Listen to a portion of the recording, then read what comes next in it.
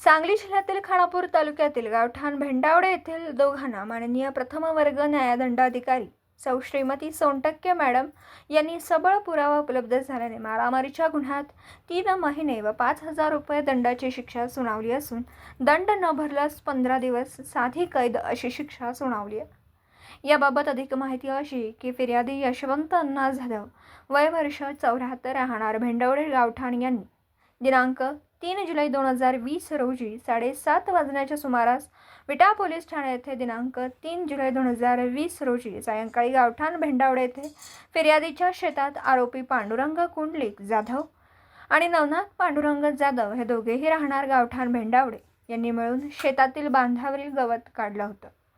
गवत माझे आहे, तू का कापलं आहेस, ही वाट माझी आहे असं म्हणून फिर्यादीस धमकी देऊन चिडून जाऊन डोक्यात काठीने जोरदार दणका दिला व मारहाण केल्याने या मारहाणीमुळे विटा पोलीस ठाण्यात 196/2020 भादवी कलम 324, 504, 506, 34 प्रमाणे गुन्हा दाखल करण्यात आला।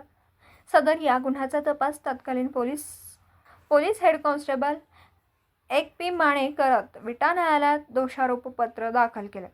सदर पुरावे पंच साक्षीदार तपासून दिनांक 25 जुलै 2024 रोजी शिक्षा सुनावली।